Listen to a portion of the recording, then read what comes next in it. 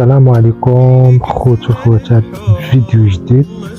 وهذا الفيديو غير على فيديوهات اخرين. اليوم بغينا نهضروا على مدينة أزمون، وهذا هو الموضوعنا يعني في هذا الشهر هذا، يعني على مدينة أزمون، المدينة المهمشة اللي مهمشينها مجلس البلدي، لأن مدينة عندها تاريخ، مدينة عندها يعني من جماليات نهر وبحر وغابة. مدينة مهمشة بزاف، يعني من ناحية الصيانة، من ناحية إعادة الهيكل المدينة. يعني احنا كنشوفوا كل عام، يعني كل 4 سنوات كتكون وعود من مجلس البلدي اللي كيجي يعطي الوعود هاد المدينة، إعادة الصيانة أو إعادة الهيكل المدينة.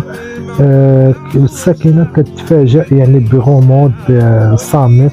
حنا كنقولوا هاد الناس غير خدموا هاد المدينة، لأن المدينة خاصها رجال اللي خدموها. بصراحة هاد المدينة كون كانوا فيها مثلا معامل أو شركات أو لا يعني مقاهي او ريستورات اللي كما كنقولوا اللي كيناسبوا هاد المدينه هذه، يعني غتكون مدينه غير. غادي نشوفوا السياح، غادي نشوفوا الجماليه ديال هاد المدينه كتزاد جمال على جمال.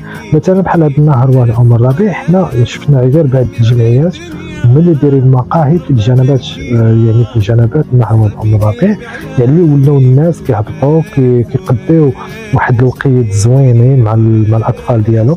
ولكن من الجهه الاخرى او من الضفه الاخرى، يعني فينا اراضي تما خاويه. علاش ما تستغلش هذيك الاراضي تما، يعني مع يعني تكون مشاركه مع جماعه سيدي علي بن حمدوش، يعني تكون شراكة مع جامعة سيدي علي بن حمدوش، ويكونوا يعني وطينات، يكونوا ريستورات باش يعطيو الجمالية لهاد النهر والعم الربيع، باش تكون يعني حركة ديال السياح، يعني تكون قوية اقتصاديا، وتكون حركة يعني الساكنة ديال المدينة تاعهم على الأقل أبناء المدينة تاعهم يخدموا، يعني يكونوا مشاريع زوين، يعني مشاريع زوينين، مثلا ريستورات أو بحال ماكدون أو بزاف ديال يعني على الأقل المجلس البلدي خاص يجيبوا استثمار للمدينه، وعلى الاقل ينقصوا لهم 30% او 50%، باش هذاك المستثمر اللي غادي يجي يستثمر يعني في المدينه باش يلقى يد المساعده من المجلس، وباش هاد المدينه ما تبقاش مهمشه. يعني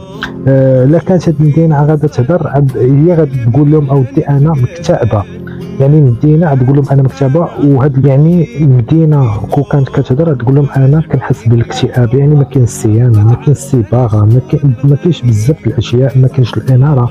نتمناو الله يشوف في هاد المدينه، ونتمناو يعطفوا لها. وشكرا لكم جميعا.